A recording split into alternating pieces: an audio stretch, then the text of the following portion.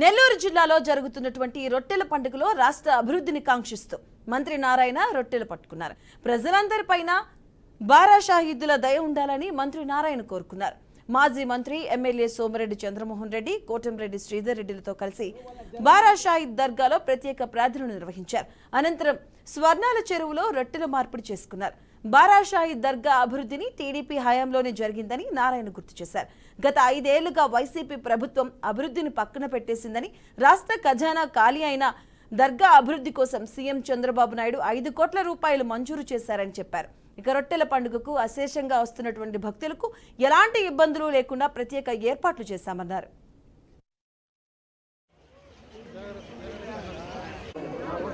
కెమెరాలు పెట్టుంటే ఎట్లా పెట్టొచ్చిన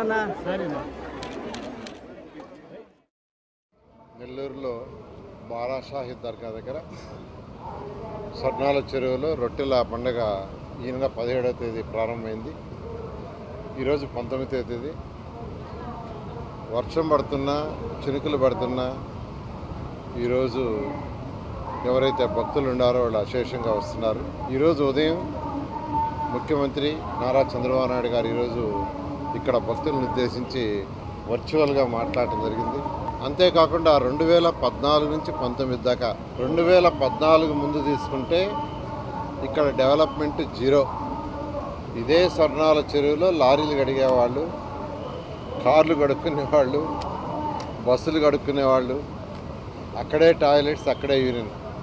అలాంటిది 2014లో ఫస్ట్ టైం తెలుగుదేశం ప్రభుత్వంలో నేను మంత్రిగా ఉన్నప్పుడు దీన్ని ఒక పవిత్రమైన స్థలం ఇది, దీన్ని ఒక నేషనల్ లెవెల్లో, ఇంటర్నేషనల్ లెవెల్లో చేయాలనే ఉద్దేశంతో ఆ రోజు ముఖ్యమంత్రిగా ఉన్న నారా చంద్రబాబు గారి యొక్క ఆదేశంతో ఇక్కడ చక్కగా పర్మనెంట్ టాయిలెట్స్ కట్టాం, ఒక హాల్ కట్టాము, రోడ్లు వేసాము, ఘాట్లు కట్టాము, తర్వాత ట్రీ ప్లాంటేషన్ చేసాం, వాటర్ ఫెసిలిటీస్ చేసాం. అంతేకాకుండా ఒక ప్రేయర్ హాల్ కట్టాలని ఆ రోజు ముఖ్యమంత్రిగా నారా చంద్రబాబు నాయుడు గారు రావటం ఒకసారి 20 కోట్లు శాంక్షన్ చేయడం జరిగింది. ఆ వర్క్ ఆగిపోయింది కాలమ్స్లో. అయితే ఈరోజు ముఖ్యమంత్రి గారు ఈరోజు యాక్చువల్గా ప్రజలను ఉద్దేశిస్తూ ఆ పని కంప్లీట్ చేయండి, వీలైనంత తొందరలో కంప్లీట్ చేయండి అని చెప్పడం, దానికి ఒక 5 కోట్లు యాక్చువల్గా శాంక్షన్ చేశారు. కాబట్టి బారా షాహీద్ దర్గా కమిటీ మెంబర్స్ ఎవరున్నారు వాళ్ళ తరఫున, నెల్లూరు ప్రజలందరి తరఫున మొదట ముఖ్యమంత్రి గారికి ప్రత్యేకంగా ధన్యవాదాలు.